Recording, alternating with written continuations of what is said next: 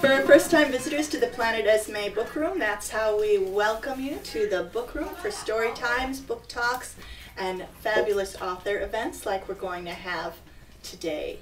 My name is Esme Codell. I am your host. All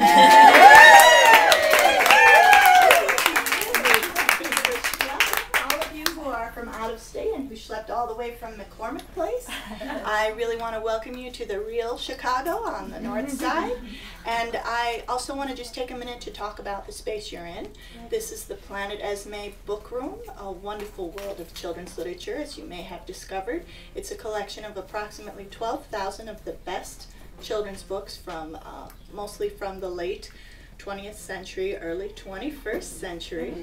It is a non-circulating library. We used to run out of a storefront that used to be an old washing machine repair shop.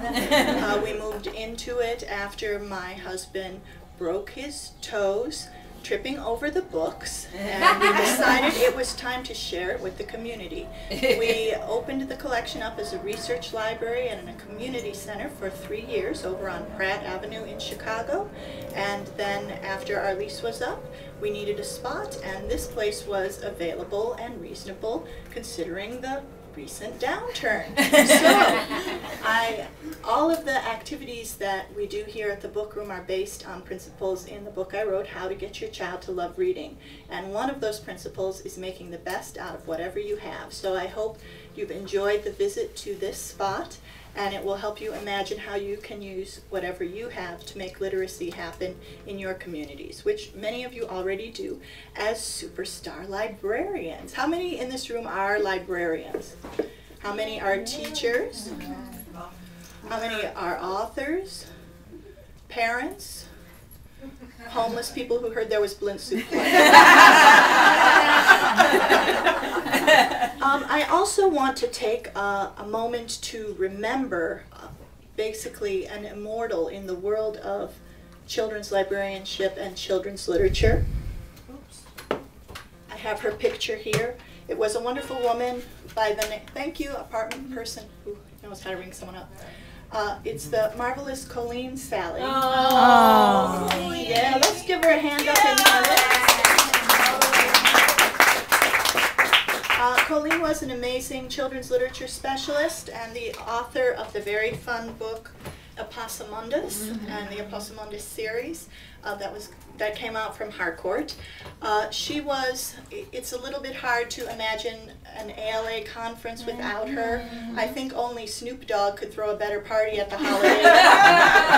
She was our party queen. She was out of New Orleans. She had a wonderful program for a while, a foundation that brought authors to New Orleans to speak to children and was dedicated in every way to making sure children knew there were real people behind the books they read. And she was a very real person too. This is my favorite.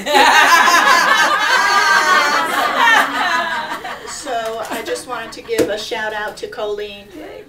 Yes. I'm a close friend of hers, and I'm Catherine Baumhold.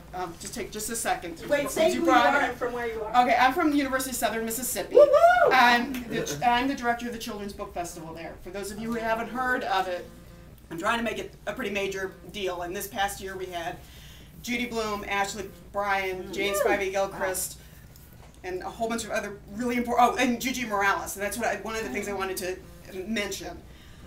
The foundation that you mentioned, they are going to dissolve, and it's going to the University of Southern Mississippi for the book festival, and we are developing a, I'm not even sure, as I said, we're developing. It will be a storyteller's evening based on her principles, and everybody will be given a certificate of appreciation, merit for their contribution to storytelling and children in the books, in children's literature.